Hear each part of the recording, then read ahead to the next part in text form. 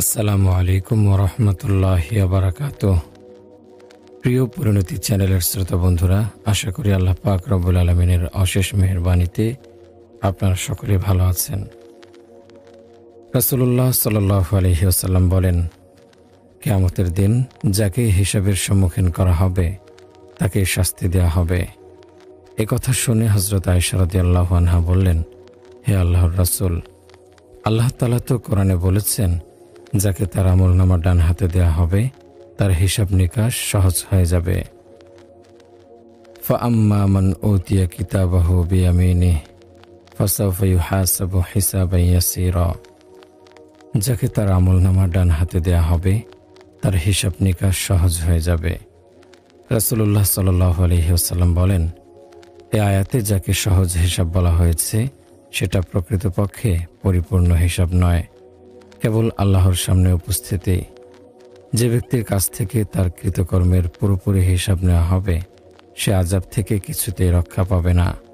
গুনাহের আধিক্য, বড়ত্ব, স্থায়ী অভ্যাস, নিয়তে গরমিল, এ সকল কারণে তাদের হিসাব দীর্ঘ এবং কঠিন করা হবে। রাসূলুল্লাহ সাল্লাল্লাহু আলাইহি ওয়াসাল্লাম বলেন, কিয়ামতের দিন সর্বপ্রথম যার বিচার হবে সে হলো শহীদ। তাকে উপস্থিত করার পর তার উপর আল্লাহ তাআলার অনুগ্রহগুলো জানিয়ে দেওয়া হবে। সকল অনুগ্রহ সে স্বীকার করে নেবে। আল্লাহ তাআলা বলবেন, এত সব অনুগ্রহ পেয়ে তুমি কি করেছ? সে বলবে, আমি আপনার জন্য যুদ্ধ করে শহীদ হয়েছি। আল্লাহ তাআলা বলবেন, তুমি মিথ্যা বলছ, বরং তুমি যুদ্ধ করেছ যেন তোমাকে বীর বলা হয়, আর সেটা তোমাকে দুনিয়াতে বলা হয়েছে। তারপর তাকে জাহান্নামে নিক্ষেপের আদেশ করা হবে। তাকে জাহান্নামে নিক্ষেপ করা হবে। অপর ব্যক্তি যাকে আল্লাহ তাআলা সম্পদ দিয়েছিলেন, রিজিকের প্রশস্ততা দান করেছেন, তাকে উপস্থিত করা হবে। তার উপর আল্লাহ তাআলার অনুগ্রহগুলো জানিয়ে দেওয়া হবে। সকল অনুগ্রহগুলো সে স্বীকার করে নেবে। আল্লাহ তাআলা বলবেন, এত সব নিয়ামত পেয়ে তুমি কি আমল করেছ? সে বলবে, যত পন্থায় আপনি দান করতে বলেছেন সকল পন্থায় আমি আপনার সন্তুষ্টির উদ্দেশ্যে দান করেছি।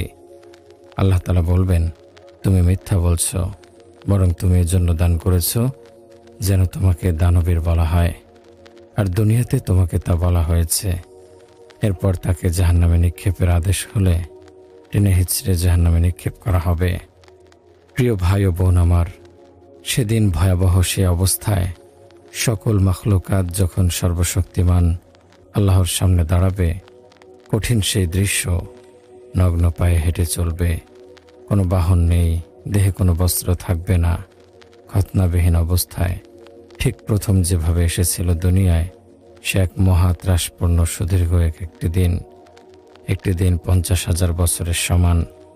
দুশ্চিন্তায় সেদিন সীমালঙ্ঘনকারী পাপিষ্ঠদের অন্তরাত্মা কেঁপে উঠবে। অহংকারীরা চরম লাঞ্ছনার শিকার হবে। অত্যাচারীরা ভীত সন্ত্রস্ত থাকবে। সবাই সেদিন মহাবিচারালয়ে দাঁড়াবে। কিয়ামতের সেই বিচারালয়, সেদিন সূর্যকে অতি নিকটবর্তী করা হবে। আল্লাহর সামনে দাঁড়ানোর সেই পরিস্থিতি হবে চরম ভীতিকর। সেই বিচারালয়ে সকল অপরাধী উপস্থিত থাকবে। সকল সাক্ষীর সমাবেশ ঘটবে। অন্তরসমূহ প্রকম্পিত থাকবে। অজুহাত পেশ করার কোনো সুযোগ থাকবে না। আমলনামা উন্মুক্ত হবে। জিহ্বা সকল কৃতকর্মের স্বীকারোক্তি দেবে। মহান রব্বুল আলামিন ন্যায় বিচারের অধিপতি। সেদিন কারো প্রতি বিন্দুমাত্র অবিচার করবেন না। আল্লাহ তাআলা বলেন, এরপর প্রত্যেকে পরিপূর্ণভাবে পাবে যা সে অর্জন করেছে, আর তাদের প্রতি কোনো অন্যায় করা হবে না। আরেক আয়াতে বলা হয়েছে, ওই দিনকে ভয় করো যেদিন তোমরা আল্লাহর কাছে প্রত্যাবর্তিত হবে। এরপর প্রত্যেকেই তার কর্মের ফল পুরোপুরি পাবে এবং তাদের প্রতি কোনরূপ অবিচার করা হবে না। রাসূলুল্লাহ সাল্লাল্লাহু আলাইহি ওয়াসাল্লাম বলেন, আল্লাহ তাআলা বলেন, বান্দাগণ, নিশ্চয়ই অবিচারকে আমি নিজের জন্য হারাম করেছি, তোমাদের জন্য তা নিষিদ্ধ করেছি। সুতরাং তোমাদের পরস্পরে অবিচার করো না। হে আমার বান্দাগণ, তোমাদের প্রত্যেকেই পথভ্রষ্ট, তবে আমি পথ দেখাই। সুতরাং আমার কাছেই সঠিক পথ প্রার্থনা করো।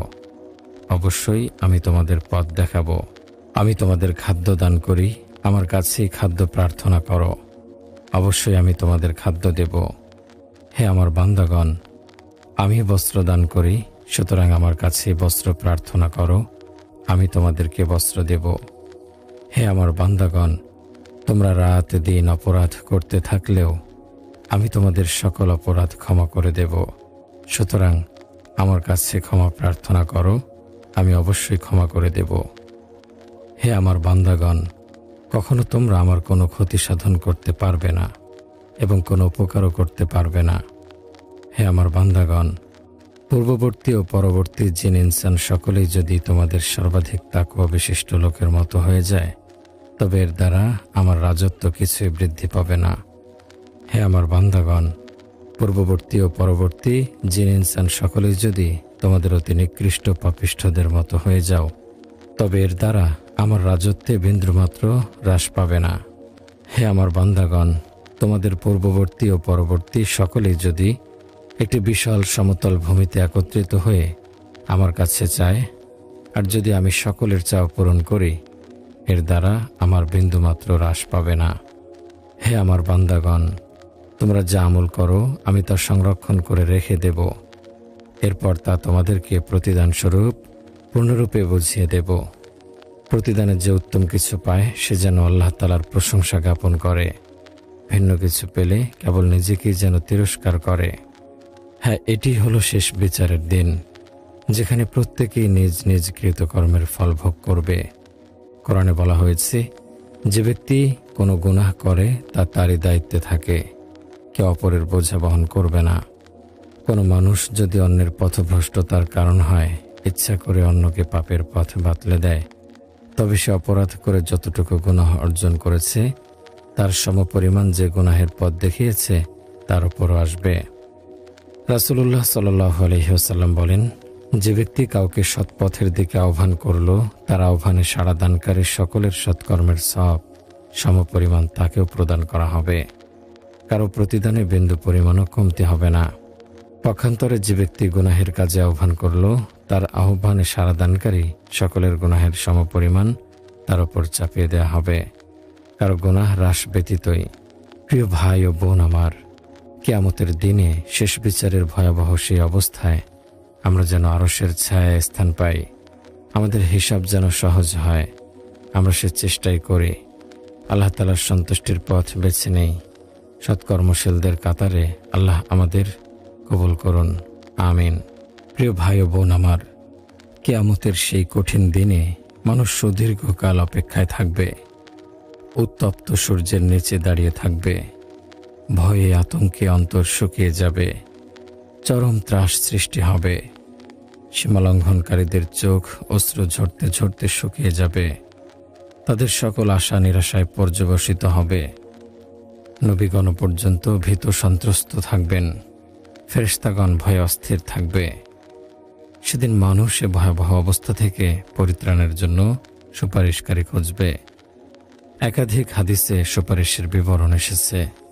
রাসূলুল্লাহ সাল্লাল্লাহু আলাইহি ওয়াসাল্লাম বলেন, নিশ্চয়ই আল্লাহ তাআলা পূর্ববর্তী ও পরবর্তী সকল সৃষ্টিকে একটি সমতল ভূমিতে একত্রিত করবেন। আল্লাহ তাআলার কথা সেদিন সকলে একত্রে শুনতে পাবে। সকলকে আল্লাহ একসাথে দেখবেন।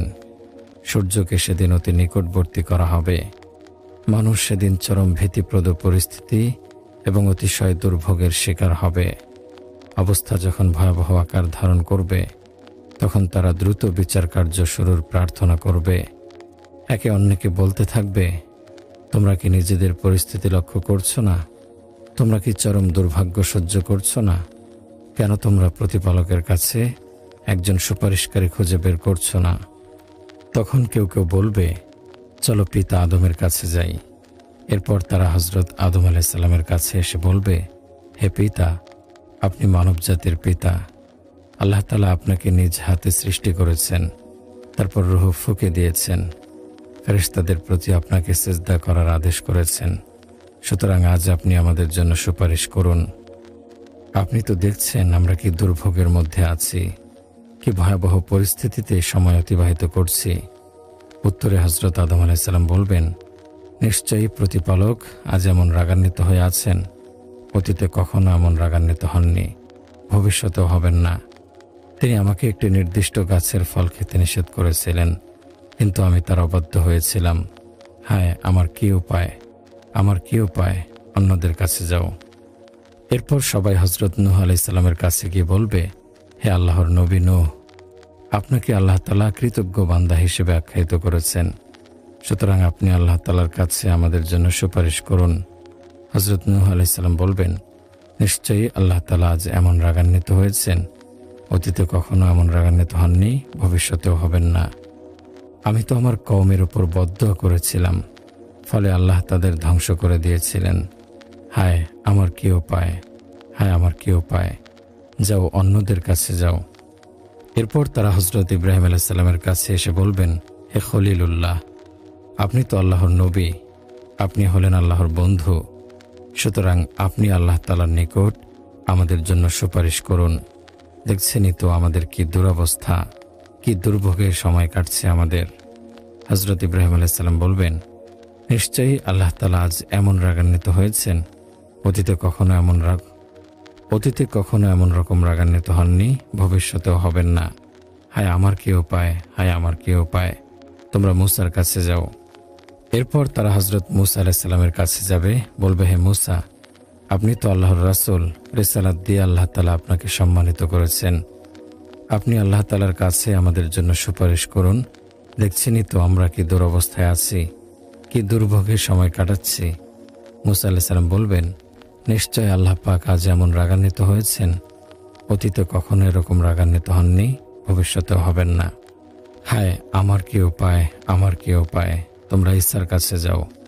এরপর তারা হজরত ঈসা আলাইহিস সালামের কাছে এসে বলবে, হে ঈসা, আপনি হলেন আল্লাহর রাসূল, শিশুকালে আপনি কথা বলেছেন, সুতরাং আপনি আল্লাহর কাছে আমাদের জন্য সুপারিশ করুন। দেখছেনই তো আমরা কি দুরবস্থায় আছি, কি দুর্ভোগের সময় কাটাচ্ছি। ঈসা আলাইহিস সালাম বলবেন, নিশ্চয়ই আল্লাহ তাআলা যেমন রাগান্বিত হয়ে আছেন, অতীতে কখনো এমন রাগান্বিত হননি, ভবিষ্যতেও হবেন না। তারপর তিনি বলবেন, তোমরা বরং শেষ নবী মুহাম্মাদের কাছে যাও। রাসূলুল্লাহ সাল্লাল্লাহু আলাইহি ওয়াসাল্লাম বলেন, এরপর তারা আমার কাছে আসবে, তারা বলবে, হে শেষ নবী মুহাম্মদ সাল্লাল্লাহু আলাইহি ওয়াসাল্লাম, আপনি হলেন শেষ নবী ও রাসূল, আপনি আল্লাহর প্রিয় হাবিব, আল্লাহ তাআলার কাছে আমাদের জন্য সুপারিশ করুন। দেখছেনই তো আমরা কি দুরবস্থায় আছি, কি দুর্ভোগের সময় পার করছি। এরপর আমি গিয়ে আরশের নিচে দণ্ডায়মান হব, আল্লাহ রাব্বুল আলামিনের দরবারে সিজদায় লুটিয়ে পড়ব। তখন আল্লাহ রাব্বুল আলামিন আমার মনে তার প্রশংসাসমূহ ঢেলে দেবেন, আমার জন্য তার গুণগান স্তুতি ও সকল তারিফ উন্মোচন করে দেবেন, যা এতে পূর্বে কারোর জন্য উন্মোচন করেননি। এরপর বলা হবে, হে মুহাম্মদ, মাথা উঠান, প্রার্থনা করুন, আপনাকে দেয়া হবে, সুপারিশ করুন, গৃহীত হবে। আমি বলবো, হে মহান প্রতিপালক, আমার উম্মত, আমার উম্মত, হে প্রতিপালক, আমার উম্মত, আমার উম্মত, হে প্রতিপালক, আমার উম্মত, আমার উম্মত। এরপর বলা হবে, আপনার উম্মত থেকে যাদের হিসাব নেই তাদেরকে ডান দিকের দরজা দিয়ে জান্নাতে প্রবেশ করান, অন্য দরজা দিয়েও প্রবেশ করতে পারেন, অন্য দরজা দিয়েও প্রবেশ করতে পারবে। এরপর আল্লাহ তাআলা বিচার কার্য শুরু করবেন। হাদিসটি তিরমিজি শরীফে এসেছে। জান্নাতবাসীদেরকে জান্নাতে প্রবেশের অনুমতি দেওয়ার পর তারা জান্নাতের ভেতর প্রবেশ করার অনুমতি প্রদানের সুপারিশ করতে একজন সুপারিশকারী খুঁজবে। রাসূলুল্লাহ সাল্লাল্লাহু আলাইহি ওয়াসাল্লাম বলেন, আল্লাহ সকল মানুষকে একত্রিত করবেন। এরপর মুমিনদের জন্য জান্নাত নিকটবর্তী করা হবে। তারা হযরত আদম আলাইহিস সালামের কাছে এসে বলবে, হে আমাদের পিতা, আমাদের জন্য জান্নাতে প্রবেশের অনুমতি প্রার্থনা করুন। হযরত আদম আলাইহিস সালাম বলবেন, তোমাদেরকে তো এই পিতার ভুলেই জান্নাত থেকে বের করা হয়েছিল, এ সুপারিশের যোগ্য আমি নই, তোমরা আমার সন্তান ইব্রাহিমের কাছে যাও। তারা হযরত ইব্রাহিম আলাইহিস সালামের কাছে গিয়ে বলবে, হে ইব্রাহিম, আপনি আমাদের জন্য জান্নাতে প্রবেশের অনুমতি প্রার্থনা করুন।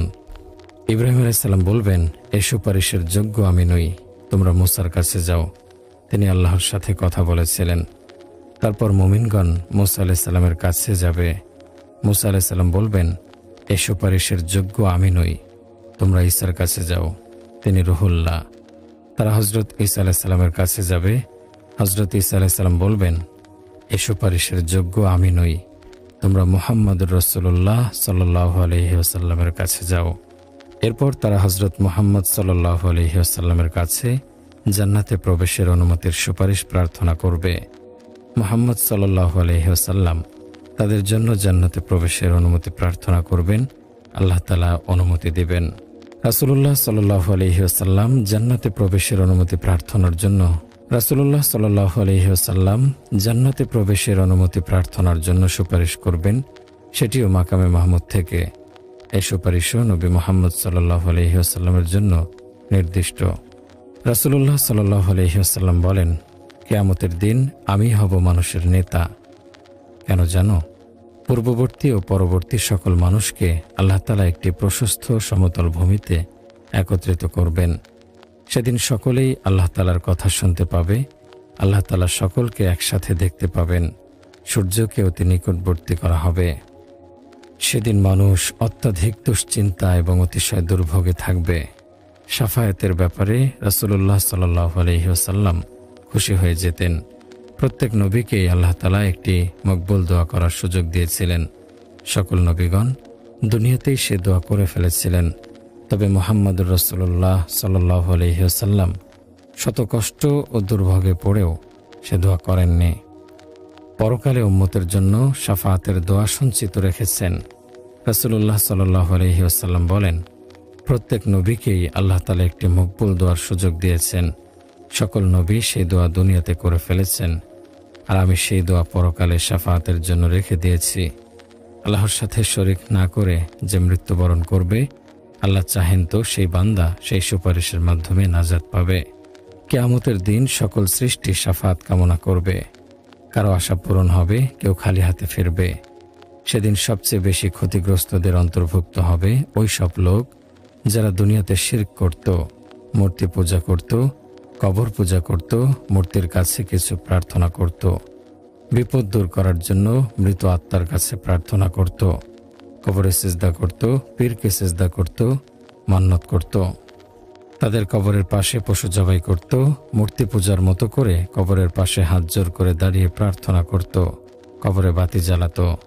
কিয়ামতের দিন সেসব উপাস্যরা তাদের উপাসনার কথা অস্বীকার করবে। তারা তাদের কোনো উপকারই করতে পারবে না, আযাব থেকে বাঁচাতে পারবে না। দুনিয়াতে কাফের মুশরিকরা তাদের উপাস্যদের কাছে শাফায়াতের যে ধারণা পোষণ করে থাকে, কবর পূজারীরা তাদের কথিত বাবাদের কাছে যে সুপারিশ আশা করে, তাদের নামে পশু জবাই করে, ইবাদত মনে করে, কবরে স্পর্শ করে, কবরকে সিজদার স্থান বানায়, এসব ক্ষেত্রে তারা পরকালে তাদের কাছ থেকে শাফায়াত কামনা করে। তারা বলে, পীর বাবা আমাকে পরকালে বাঁচাবে। মুনকার নাকির প্রশ্ন করলে বলবো, আমি অমুক পীরের লোক, অমুক পীর আমাকে জান্নাতে নিয়ে যাবে। এসব ব্যক্তিকে আল্লাহ তাআলা মিথ্যাবাদী আখ্যা দিয়েছেন। কোরআনে কারিমে আল্লাহ তাআলা বলেন, আর কোন লোক এমনও রয়েছে অন্যান্যকে আল্লাহর সমকক্ষ মনে করে এবং তাদের প্রতি তেমনই ভালোবাসা পোষণ করে যেমন আল্লাহর প্রতি ভালোবাসা হয়ে থাকে। কিন্তু যারা আল্লাহর প্রতি ঈমান এনেছে তাদের ভালোবাসা ওদের তুলনায় বহুগুণ বেশি।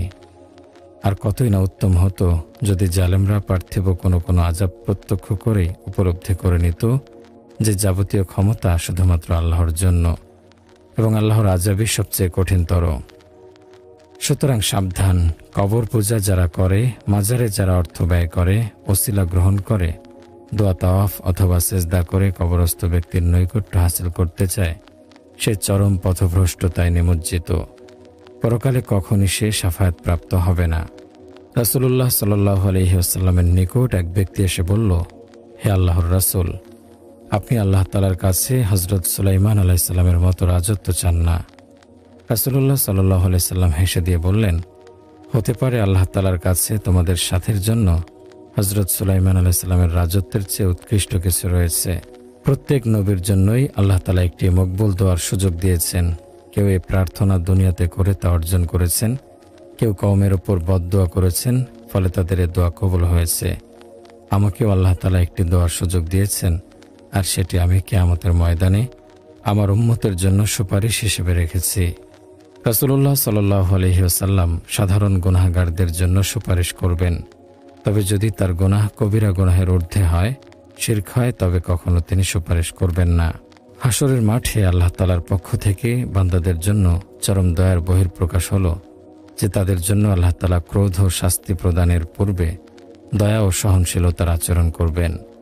বান্দাদের প্রতি আল্লাহ তাআলার অনুগ্রহের নিদর্শন হলো গুনাহের কারণে জাহান্নামে প্রবেশকারী মুমিনের মুক্তির জন্য রাসূলুল্লাহ সাল্লাল্লাহু আলাইহি সাল্লামকে তিনি সুপারিশের অনুমতি দেবেন। রাসূলুল্লাহ সাল্লাল্লাহু আলাইহি ওয়াসাল্লাম বলেন, এরপর ফিরে এসে আল্লাহ সকল প্রশংসা ও গুণগান গাইব। এরপর সিজদায় পড়ে যাব। বলা হবে, হে মুহাম্মদ, মাথা উঠান, বলুন আপনার কথা শোনা হবে, সুপারিশ করুন, গৃহীত হবে। আমি বলবো, হে প্রতিপালক, আমার উম্মত, আমার উম্মত। তখন বলা হবে, যান, যার অন্তরে অনুপরিমাণ ক্ষুদ্র পরিমাণ ঈমানও আছে, সরিষার দানার পরিমাণ ঈমানও আছে, তাকে জাহান্নাম থেকে বের করুন। এরপর আমি গিয়ে তাদেরকে বের করব। এরপর আমি বলবো, হে প্রতিপালক, যারা লা ইলাহা ইল্লাল্লাহ বলেছে তাদের ব্যাপারে আমাকে অনুমতি দিন। আল্লাহ তাআলা বলবেন, সেটি আপনার জন্য নয়, তবে আমার মর্যাদা ও অহংকারের শপথ, আমার মহত্ব ও বড়ত্বের শপথ, যে লা ইলাহা ইল্লাল্লাহ বলেছে, নিশ্চয়ই আমি তাকে জাহান্নাম থেকে বের করব। রাসূলুল্লাহ সাল্লাল্লাহু আলাইহি ওয়াসাল্লাম জাহান্নাম থেকে মুক্ত কিছু মুমিন গুনাহগারের অবস্থার বিবরণ দিতে গিয়ে বলেন, সুপারিশের প্রেক্ষিতে তারা জাহান্নাম থেকে বের হবে। আগুনে পুড়ে তারা শুকনো শসার মতো হয়ে যাবে। শাস্তির পরও একত্ববাদে বিশ্বাসী অনেক মুমিনকে জাহান্নাম থেকে বের করা হবে। রাসূলুল্লাহ সাল্লাল্লাহু আলাইহি ওয়াসাল্লাম বলেন, আগুনে পুড়ে কয়লা সাদৃশ্য হয়ে যাওয়ার পরও অনেকে জাহান্নাম থেকে বের করা হবে, জান্নাতে দেয়া হবে। জান্নাতবাসী তাদেরকে জাহান্নামী বলে সম্বোধন করবে। এ ধরনের সুপারিশ মুশরিক ব্যতীত অন্য সব লোকের জন্য। গুনাহের শাস্তি ভোগ করার পর সুপারিশের প্রেক্ষিতে তাদেরকে জাহান্নাম থেকে মুক্ত করা হবে।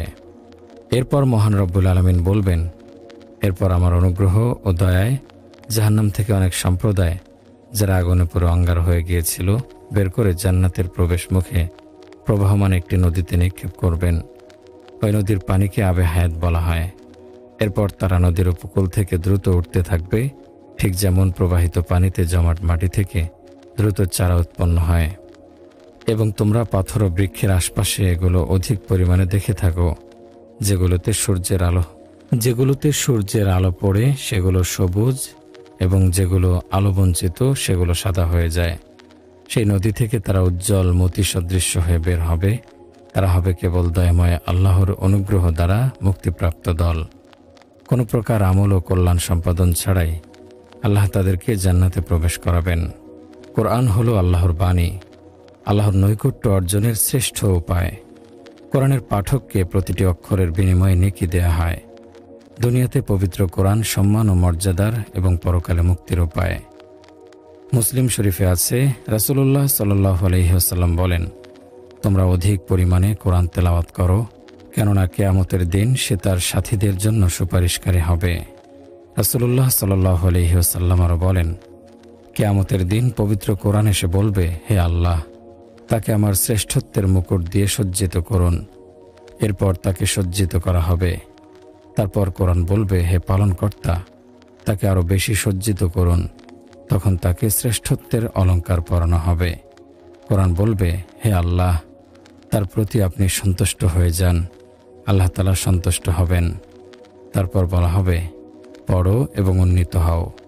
প্রতিটি আয়াতের বিনিময়ে তোমাকে প্রতিফল দেয়া হবে। মুসনাদে আহমদে কোরআন পাঠকের মর্যাদা বর্ণনা করতে গিয়ে বলা হয়েছে, রাসূলুল্লাহ সাল্লাল্লাহু আলাইহি ওয়াসাল্লাম বলেন, কিয়ামতের দিন কবর উন্মোচিত হওয়ার পর ব্যক্তি কবর থেকে মলিন চেহারা নিয়ে উঠবে। তখন কোরআন তার সঙ্গে সাক্ষাৎ করে জিজ্ঞেস করবে, চিনতে পেরেছ আমায়? ব্যক্তি বলবে, না, তোমাকে চিনি না। সে বলবে, আমি তোমার সঙ্গী আল কোরআন। কত দ্বিপ্রহর তোমাকে তৃষ্ণার্ত রেখেছি, কত রাত তোমাকে জাগ্রত রেখেছি। নিশ্চয়ই প্রত্যেক ব্যবসায়ী নিজের ব্যবসার পেছনে লেগে থাকে। অবশ্যই আজ তুমি সকল ব্যবসাকে জয় করেছ। এরপর সে তার ডান হাতে রাজত্ব দেবে, বাম হাতে স্থায়িত্ব দেবে, মাথায় শ্রেষ্ঠত্বের মুকুট পরিয়ে দেবে। তার পিতামাতাকে উত্তম সাজে সজ্জিত করা হবে, যা দুনিয়াতে তারা পায়নি। উভয় বলবে, কিসের বিনিময়ে আমাদেরকে এসব পড়ানো হচ্ছে? বলা হবে, তোমার সন্তান কোরআনকে বন্ধুরূপে গ্রহণ করার কারণে। এরপর বলা হবে, পড়ো এবং জান্নাতের কক্ষসমূহে পদোন্নতি লাভ করো। এভাবে সে যতক্ষণ তার তেলের সাথে পড়তে থাকবে ততক্ষণ উপরে উঠতে থাকবে। তো ভাই ও বোন আমার, আমরা বুঝলাম কিয়ামতের দিন কোরআন সুপারিশকারী রূপে আসবে। ঠিক তেমনিভাবে দুটি বড় সূরা, সূরা বাকারা ও সূরা আলে ইমরান, তাদের পাঠককে জাহান্নাম থেকে মুক্তির পক্ষে যুক্তি পেশ করবে। সুতরাং যে ব্যক্তি এই দুটি সূরা অধিক পরিমাণে তেলাওয়াত করবে, কিয়ামতের দিন সে সুপারিশ লাভে ধন্য হবে। রাসূলুল্লাহ সাল্লাল্লাহু আলাইহি ওয়াসাল্লাম বলেন, তোমরা কোরআন পড়ো, কেননা সে তার সঙ্গীর ব্যাপারে সুপারিশকারী হবে। দুটি বড় সূরা, সূরা বাকারা ও সূরা আলে ইমরান পাঠ করো, কেননা এই দুটি সূরা কিয়ামতের দিন দুটি ছায়াদানকারী মেঘমালার মতো আসবে, অথবা মনে হবে তারা উভয়ে দুটি সারিবদ্ধ পাখির বহর। তাদের সঙ্গীদের পক্ষে তারা যুক্তি দাঁড় করাবে। তো ভাই আসুন কোরআনকে সঙ্গী বানাই। কোরআন পরকালীন বিপদের দিনে আপনার সাথে থাকবে, সুপারিশকারী হবে। রাসূলুল্লাহ সাল্লাল্লাহু আলাইহি ওয়াসাল্লাম বলেন, আল্লাহ তাআলার কাছে কোরআন মাজিদ অপেক্ষা শ্রেষ্ঠ আর কোনো সুপারিশকারী নেই। রাসূলুল্লাহ সাল্লাল্লাহু আলাইহি ওয়াসাল্লাম বলেন, লোহায় যেমন মরিচা ধরে, আত্মায়ও তেমনি মরিচা ধরে। জিজ্ঞেস করা হলো, ইয়া রাসূলুল্লাহ, তাহলে এ মরিচা কি দিয়ে পরিষ্কার হবে? রাসূলুল্লাহ সাল্লাল্লাহু আলাইহি ওয়াসাল্লাম বলেন, মনোযোগ সহকারে কোরআন মাজিদ তেলাওয়াত করা এবং বেশি বেশি করে মৃত্যুকে স্মরণ করা। আল্লাহ আমাদের সবাইকে কবুল করুন, আমিন। প্রিয় ভাই ও বোন আমার, হাসরের মাঠে চলবে প্রত্যেকের হিসাব নিকাশ। আল্লাহ তাআলা স্বয়ং বিচারক, সবাই যার যার কৃতকর্মের ফল পেয়ে যাবে। একসময় বিচার কার্য সমাপ্তির মাধ্যমে সকলের চিরস্থায়ী ঠিকানা নির্ধারিত হয়ে যাবে। কেউ যাবে জান্নাতে, কেউ যাবে জাহান্নামে। হয়তো জান্নাত, নয়তো জাহান্নাম। মৃত্যুর পর এ দুটি হল জিন ইনসানের চিরস্থায়ী ঠিকানা। বিচার দিবসের শেষ পর্যায়ে প্রত্যেক সম্প্রদায়কে দুনিয়াতে তারা যে উপাস্যদের পূজা করত তাদের অনুসরণ করতে বলা হবে। তখন তারা দেখতে পাবে দুনিয়ায় তারা যে উপাস্যদের পূজা করত তাদের হাজির করা হয়েছে। তাদের উপাসনাকারী সম্প্রদায় নিজ নিজ উপাস্যকে অনুসরণ করবে, তাদের পেছন পেছনে যাবে। যে সূর্য পূজা করত সে সূর্যের পেছনে পেছনে হাঁটবে, যে চন্দ্র পূজা করত সে চন্দ্রের পেছনে পেছনে যাবে, যারা মূর্তি পূজা করত তারা মূর্তির পেছনে পেছনে যাবে, যারা ফেরাউনকে খোদা মানত তারা ফেরাউনের পেছনে পেছনে চলবে। এভাবে সকলেই চলতে চলতে জাহান্নামে গিয়ে নিপতিত হবে। কোরআনে কারিমে আল্লাহ তাআলা বলছেন, আর আমি মূসা আলাইহিস সালামকে প্রেরণ করি আমার নিদর্শনাদি ও সুস্পষ্ট সনদসহ ফেরাউন ও তার পরিষদবর্গের কাছে। তবুও তারা ফেরাউনের হুকুমে চলতে থাকে, অথচ ফেরাউনের কোনো কথা ন্যায়সঙ্গত ছিল না। কিয়ামতের দিন সে তার জাতির লোকদের আগে আগে চলতে থাকবে এবং তাদেরকে জাহান্নামের আগুনে পৌঁছে দেবে, আর সেটা অতীব নিকৃষ্ট স্থান যেখানে তারা পৌঁছেছে। আর এই জগতেও তাদের পেছনে লানত রয়েছে এবং কিয়ামতের দিনও অত্যন্ত জঘন্য প্রতিফল যা তারা পেয়েছে। আরেক আয়াতে বলা হয়েছে, আল্লাহ বলেন, আমি কিন্তু তাদের প্রতি জুলুম করি নাই, বরং তারা নিজেরাই নিজের উপর অবিচার করল। ফলে আল্লাহকে বাদ দিয়ে তারা যেসব মাবুদকে ডাকত, আপনার পালনকর্তার হুকুম যখন এসে পড়ল তখন কেউ কোনো কাজে আসলো না, তারা শুধু বিপর্যয় বৃদ্ধি করল। এরপর মুমিন ও আহলে কিতাব ইহুদি খ্রিস্টান ছাড়া কেউ অবশিষ্ট থাকবে না। এ ব্যাপারে রাসূলুল্লাহ সাল্লাল্লাহু আলাইহি ওয়াসাল্লাম পরিষ্কার বিবরণ দিয়েছেন। রাসূলুল্লাহ সাল্লাল্লাহু আলাইহি ওয়াসাল্লাম বলেন, কিয়ামতের দিন এক ঘোষক প্রত্যেক সম্প্রদায়কে নিজ নিজ উপাস্যের অনুসরণ করতে ঘোষণা করবে। তখন ইহুদিদেরকে ডেকে বলা হবে, তোমরা কিসের উপাসনা করতে? তারা বলবে, আমরা আল্লাহর সন্তান উজাইরের উপাসনা করতাম। বলা হবে, তোমরা মিথ্যা বলছো, আল্লাহর কোনো স্ত্রী সন্তান নেই। এখন তোমরা কি চাও? বলবে, হে প্রতিপালক, আমরা খুবই তৃষ্ণার্ত, আমাদেরকে পানি দিন। এরপর তাদেরকে ইঙ্গিত করে বলা হবে, তোমাদেরকে আজ পরিতৃপ্ত করা হবে না। এরপর তাদের জাহান্নামের দিকে একত্রিত করা হবে। এরপর তারা জাহান্নামে নিপতিত হবে। এরপর আল্লাহ ছাড়া অন্য উপাস্যদের উপাসনাকারী সকল সম্প্রদায় তাদের উপাস্যদের অনুসরণ করে জাহান্নামে গিয়ে নিপতিত হবে। শেষ পর্যন্ত সৎ ও পাপিষ্ঠদের মধ্যে আল্লাহর ইবাদতকারী ও আহলে কিতাবরা অবশিষ্ট থাকবে। এরপর খ্রিস্টানদেরকে ডেকে বলা হবে, তোমরা কিসের উপাসনা করতে? তারা বলবে, আমরা আল্লাহর পুত্র মাসিহের উপাসনা করতাম। তাদেরকে বলা হবে, তোমরা মিথ্যা বলছো, আল্লাহর কোনো স্ত্রী সন্তান গ্রহণ করেননি। এখন তোমরা কি চাও? তারা বলবে, আমরা খুব পিপাসার্ত, আমাদের পানি দিন। এরপর তাদেরকে ইঙ্গিত করে বলা হবে, তোমাদেরকে আজ পরিতৃপ্ত করা হবে না। এরপর তাদেরকে জাহান্নামের দিকে একত্রিত করা হবে। মনে হবে তারা মরীচিকা সদৃশ্য একে অন্যের সাথে মিশে গেছে। এরপর তারাও জাহান্নামে নিক্ষিপ্ত হবে। শেষ পর্যন্ত যখন সৎ ও পাপিষ্ঠদের মধ্যে কেবল আল্লাহর উপাসনাকারীগণ অবশিষ্ট থাকবে, তখন আল্লাহ রাব্বুল আলামিন তাদেরকে বলবেন, তোমরা এখন কিসের অপেক্ষা করছো? সবাই তো নিজ নিজ উপাস্যদের পেছনে পেছনে চলে গেছে। তখন তারা বলবে, হে আমাদের প্রতিপালক, দুনিয়াতে আমরা আপনার সন্তুষ্টির উদ্দেশ্যে পরিবারকে অতি দারিদ্রতায় রেখে চলে এসেছিলাম, তাদেরকে সময় দিতে পারিনি। এরপর আল্লাহ রাব্বুল আলামিনের আপন জ্যোতি প্রকাশ হবে। আল্লাহ রাব্বুল আলামিনের জ্যোতি দেখে সবাই সিজদায় পড়ে যাবে। এরপর দুনিয়াতে যারা কেবল আল্লাহ তাআলার সন্তুষ্টির উদ্দেশ্যে নামাজ আদায় করত, তাদেরকে আল্লাহ তাআলা সিজদার শক্তি দেবেন। আর যারা লোক দেখানো নামাজ আদায় করত, তাদের পিঠকে শক্ত ও কঠিন করে দেবেন। ফলে তারা যখন সিজদা করতে যাবে, উপর হয়ে পড়ে যাবে। এরপর সিজদাকারীগণ মাথা উঠাবে, দেখবে প্রতিপালক স্বরূপে ফিরে গেছেন।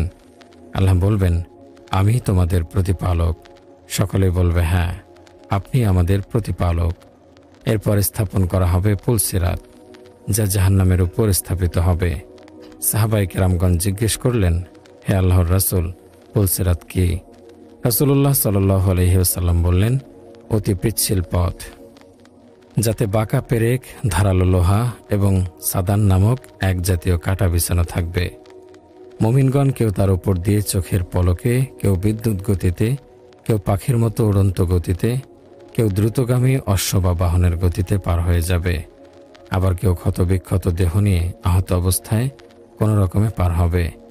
আবার কেউ চলতে না পেরে জাহান্নামে পতিত হবে। পুলসিরাতে ওঠার পূর্বে এই হবে মানুষের অবস্থা।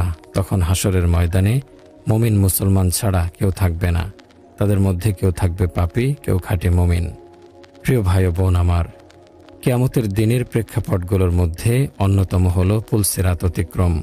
সে এক বিপজ্জনক সেতু, যার দৃশ্য বড়ই ভীতিপ্রদ। দুনিয়াতে যেসব মুমিন ঈমানের ওপর অবিচল ছিল, তাদের জন্য পুলসিরাত পার হওয়া সহজ হবে। আর যারা সত্য ও ন্যায়কে অস্বীকার করেছিল, সেসব ক্ষতিগ্রস্তদের পদস্খলন ঘটাবেন। সে এক কঠিন পরীক্ষা। যে মুক্তি পেয়ে যাবে সে সফল, আর যে আটকে যাবে সে মহা দুর্ভাগা। পুলসিরাত জাহান্নামের উপরিভাগে স্থাপিত দীর্ঘ সেতু, যা সকলকে অতিক্রম করতে হবে। সে এক দীর্ঘ সেতু, যা তরবারের চেয়ে ধারালো, চুলের চেয়ে চিকন, যাতে সাদান নামক কাঁটা বিছানো থাকবে। বর্ষির ন্যায় ধারালো চিকন লোহা তাতে প্রথিত থাকবে। রাসূলুল্লাহ সাল্লাল্লাহু আলাইহি ওয়াসাল্লাম বলেছেন, এরপর জাহান্নামের মধ্যে উপরিভাগে সেতু স্থাপন হবে। জিজ্ঞেস করা হলো, হে আল্লাহর রাসূল, সেতু কি? রাসূলুল্লাহ সাল্লাল্লাহু আলাইহি ওয়াসাল্লাম বললেন, অতি পিচ্ছিল পথ, যাতে বাঁকা মাথা বিশিষ্ট পেরেক, ধারালো লোহা এবং নজদ এলাকার সাদান নামক কাঁটা বিছানো থাকবে। আমলনামা বিতরণ, কৃতকর্মের পরিমাপ, কতিপয় সুপারিশ সম্পাদন, হাউজে অবতরণ, হিসাব এবং মানুষের বিচার কার্য সমাপ্ত হওয়ার পর সিরাত স্থাপন করা হবে। মুশরিকরা সিরাত অতিক্রম করবে না, কারণ হাশরের ময়দানে মানুষ বিভিন্ন দলে বিভক্ত থাকবে। প্রথম দল যারা নিষ্ঠাবান মুমিন, যারা আল্লাহর ইবাদত করেছে, আল্লাহর সাথে কাউকে শরিক করেনি। দ্বিতীয় দল মুনাফিক, তৃতীয় দল কাফের মুশরিক, যারা আল্লাহর সাথে অংশীদার সাব্যস্ত করেছিল। কাফের মুশরিকরা পুলসিরাত অতিক্রম করবে না। পুলসিরাত স্থাপনের পূর্বেই তারা জাহান্নামে নিক্ষিপ্ত হবে। আর যাদের মুমিন মুসলমান বলা হতো, একবার হলেও যারা কালেমা উচ্চারণ করে আল্লাহর প্রতি বিশ্বাস স্থাপন করেছে, কেবল তারাই পুলসিরাতে উঠবে। আর মুনাফিকরা, একত্ববাদে বিশ্বাসী নবী রাসূলদের অনুসারীরা দাঁড়িয়ে যাবে। তাদের ভেতর গুনাহগার ও মুনাফিকরাও থাকবে। পুলসিরাতে ওঠার পূর্বে গাঢ় অন্ধকারে ছেয়ে যাবে। এর মধ্যে ঈমান ও সৎকর্ম অনুপাতে প্রত্যেকের মাঝে নূর বিতরণ করা হবে। ঈমান ও সৎকর্মশীলগণ সেই নূরের আলোতে পুলসিরাত পার হয়ে যাবে, আর মুনাফিকরা পড়ে যাবে অন্ধকারে। এখানেই মুনাফিকরা ঈমানদারদের থেকে পৃথক হয়ে যাবে। তারা পেছনে পড়ে থাকবে, মুমিনগণ আগে আগে চলে যাবে। তাদের মাঝে প্রাচীর দাঁড় করিয়ে দেয়া হবে, ফলে তারা মুমিনদের সাথে মিলিত হতে পারবে না।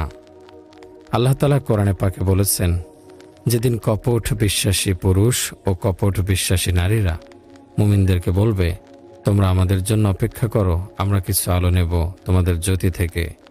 বলা হবে, তোমরা পেছনে ফিরে যাও এবং আলোর খোঁজ করো। এরপর উভয় দলের মাঝে দাঁড় করা হবে একটি প্রাচীর, যার একটি দরজা হবে, তার অভ্যন্তরে থাকবে রহমত এবং বাইরে থাকবে আযাব। কোরআন সুন্নাহর অনুসারী মুমিনদেরকে কিয়ামতের দিন জ্যোতি দেয়া হবে, যা সেই মহা অন্ধকারে তাদের জন্য আলো হিসেবে কাজ দেবে এবং পুলসিরাতে পদস্খলন হতে তাদের রক্ষা করবে।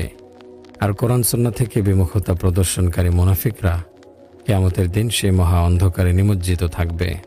পুলসিরাতে ব্যক্তির আমলই তাকে পার করবে। আমল অনুযায়ী কারো গতি হবে বিদ্যুতের ন্যায়, কারো গতি হবে বাতাসের ন্যায়।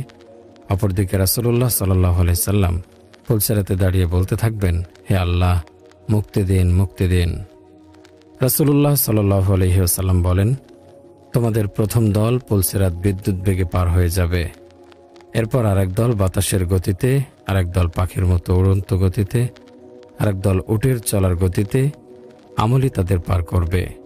তোমাদের নবী পুলসিরাতের উপর দাঁড়িয়ে বলতে থাকবে, হে প্রতিপালক, মুক্তি দিন, মুক্তি দিন। শেষ পর্যন্ত কারো কারো আমল দুর্বল হওয়ার কারণে চলতে পারবে না, ফলে তারা হামাগুড়ি দিতে দিতে চলবে। প্রিয় ভাই ও বোন আমার, সে ভয়াবহ অবস্থার কথা ভাবুন তো। মনে করুন আপনি পুলসিরাতের উপর দাঁড়িয়ে, নিচে জাহান্নামের আগুন দাউ দাউ করে জ্বলছে, চারপাশে ঘোর অন্ধকারে ঘেরা। কখনো আপনি হাঁটছেন, কখনো পড়ে যাচ্ছেন, কখনো হামাগুড়ি দিয়ে চলছেন। আপনার সামনে পেছনে অসংখ্য মানুষ পা পিছলে পড়ে যাচ্ছে, কাঁটাবিদ্ধ হচ্ছে, আগুন ঝলসে দিচ্ছে শরীর। আপনার চোখের সামনে কেউ কেউ জাহান্নামের আগুনে পড়ে যাচ্ছে। হায়, কি ভয়াবহ অবস্থা! আমলই সেখানে আলো হবে, পুলসিরাত পার হতে সাহায্য করবে। আল্লাহ আমাদের সবাইকে আমল করার তৌফিক দান করুন, আমিন। প্রিয় ভাই ও বোন আমার, পুলসিরাত পার হওয়ার পরও পরীক্ষা বাকি থাকবে। সেটা হলো কেসাস। দুনিয়াতে তাদের পরস্পরের হক ও অবিচারের বদলা নেওয়া হবে। এটা মহান রব্বুল আলমিনের একটি হিকমত। আল্লাহ রব্বুল আলমিন মুমিনদের জান্নাতে প্রবেশের পূর্বে সবাইকে স্বচ্ছ ও পবিত্র করে দিতে চাইবেন, যেন কারো কোনো দাবি অবশিষ্ট না থাকে। এটা নতুন কোনো শাস্তি নয়, এটা আল্লাহ তাআলা বান্দাকে পুত পবিত্র করে জান্নাতে দেওয়ার একটি পথ। জান্নাতে প্রবেশের পূর্বে মুমিনদের মধ্য থেকে অবিচারের বদলা কেসাস গ্রহণ করা হবে। এ ব্যাপারে রাসূলুল্লাহ সাল্লাল্লাহু আলাইহি ওয়াসাল্লাম বলেছেন, জাহান্নাম থেকে মুক্ত হওয়ার পর জান্নাত ও জাহান্নামের মধ্যবর্তী একটি সরু স্থানে মুমিনদেরকে থামানো হবে। দুনিয়াতে পরস্পরের প্রতি যদি কোনো হক বাকি থাকে বা কারো প্রতি অবিচার করে থাকে, তার বদলা দেয়া হবে। শেষ পর্যন্ত তারা সম্পূর্ণ পুত পবিত্র হওয়ার পর জান্নাতে প্রবেশের অনুমতি দেয়া হবে। ওই সত্তার শপথ, যার হাতে আমার প্রাণ, জান্নাতে তারা নিজ আবাসস্থল নিয়ে অনেক গর্ব করবে। কেসাস গ্রহণের পদ্ধতিটাও হবে এরকম। সেদিন তো কোনো সম্পদ থাকবে না, থাকবে না কোনো সন্তান সন্ততি, টাকা পয়সার কোনো মূল্য থাকবে না। কেসাস হবে সৎ কর্মফল বা অসৎ কর্মফল বিনিময়। সুতরাং যারা দুনিয়াতে অন্যের মাল হরণ করেছিল, অপরকে কষ্ট দিয়েছিল, আঘাত করেছিল, সেখানে অন্যায়ের পরিমাণে অপরাধী থেকে সৎকর্মফল কেটে নেওয়া হবে। এভাবে সৎকর্মফল শেষ হয়ে গেলে দ্বিতীয় পক্ষের অসৎকর্মফল তার ঘাড়ে চাপিয়ে দেওয়া হবে। এটি মহান রব্বুল আলমিনের চরম ইনসাফ। সেখানে পূর্ণ ইনসাফ কায়েম হবে। বান্দাদের পরস্পর কোনো অবিচার তিনি অবশিষ্ট রাখবেন না, তাদের কোনো অনুতাপ আফসোস বাকি রাখবেন না। এর মাধ্যমে সবাইকে সন্তুষ্ট করে পুত পবিত্র করে জান্নাতে দেবেন। হযরত আবু হুরায়রা রাদিয়াল্লাহু আনহু বর্ণনা করেন, একদিন রাসূলুল্লাহ সাল্লাল্লাহু আলাইহি ওয়াসাল্লাম বসা ছিলেন। হঠাৎ দেখলাম তিনি হাসছেন। হাসির ফলে রাসূলুল্লাহ সাল্লাল্লাহু আলাইহি ওয়াসাল্লামের দাঁতগুলো প্রকাশ হয়ে গিয়েছিল। জিজ্ঞেস করা হলো, কেন হাসছেন হে আল্লাহর রাসূল? রাসূলুল্লাহ সাল্লাল্লাহু আলাইহি ওয়াসাল্লাম বললেন, হাসরের মাঠে আমার উম্মতের দুই ব্যক্তি আল্লাহ তাআলার সামনে হাঁটু গেড়ে বসে পড়বে। একজন বলবে, হে প্রতিপালক, এই ভাই থেকে আমার প্রতি অবিচারের মূল্য গ্রহণ করুন। দ্বিতীয় ব্যক্তিকে উদ্দেশ্য করে আল্লাহ তাআলা বলবেন, তুমি অবিচার পরিমাণ মূল্য পরিশোধ করো। সে বলবে, হে প্রতিপালক, আমার কাছে তো কোনো সৎ কর্মফল অবশিষ্ট নেই। প্রথমজন বলবে, হে প্রতিপালক, তাহলে সে আমার অসৎ কর্মফল বহন করুক। কথা বলার সময় রাসূলুল্লাহ সাল্লাল্লাহু আলাইহি সাল্লামের চক্ষুদায় অশ্রুসিক্ত হয়ে উঠল। এরপর বলতে লাগলেন, সেদিন মানুষ তাদের পাপের বোঝা নিজের ঘাড় থেকে সরাতে চাইবে। এরপর আল্লাহ তাআলা অবিচারের মূল্য প্রার্থনাকারীকে বলবেন, চোখ তুলে দেখো। বিচার প্রার্থী চোখ তুলে দেখে বলতে থাকবে, হে প্রতিপালক, আমি দেখতে পাচ্ছি মণিমুক্তায় সুশোভিত স্বর্ণখচিত শহর ও সোনালী প্রাসাদ। হে প্রতিপালক, এগুলো কোনো নবীর জন্য, কোনো সিদ্দিকের জন্য এগুলো, নাকি কোনো শহীদের জন্য? আল্লাহ রাব্বুল আলামিন বলবেন, যে এই ব্যক্তির অবিচারের মূল্য পরিশোধ করবে তার জন্য। বিচার প্রার্থী বলবে, কে এর মূল্য পরিশোধ করবে? আল্লাহ তাআলা বলবেন, তুমি পরিশোধ করবে। বিচার প্রার্থী বিস্মিত হয়ে বলবে, কিভাবে?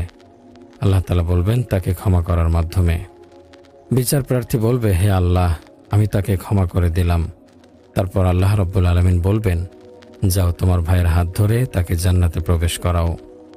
এরপর রাসূলুল্লাহ সাল্লাল্লাহু আলাইহি ওয়াসাল্লাম বললেন, তোমরা আল্লাহকে ভয় করো এবং পরস্পরের মধ্যে মীমাংসা স্থাপন করো, কেননা কিয়ামতের দিন আল্লাহ তাআলা মুমিনদের মাঝে মীমাংসা স্থাপন করবেন। প্রিয় ভাই ও বোন আমার, বাস্তবতা তো এটাই, সবাই সবার হকের বিষয়ে খেয়াল রাখে। একত্ববাদের দাবি এটা। নিজেকে যত ঝামেলামুক্ত করে পরকালের পথে যাত্রা করা যায় ততই কল্যাণ।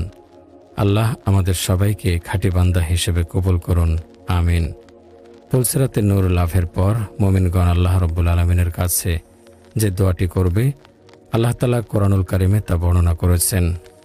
রব্বানা আতমিম লানা নূরানা ওয়াগফির লানা ইন্নাকা আলা কুল্লি শাইইন কদির। হে আমাদের পালনকর্তা, আমাদের নূরকে পূর্ণ করে দিন এবং আমাদের ক্ষমা করে দিন। নিশ্চয়ই আপনি সবকিছুর উপর সর্বশক্তিমান।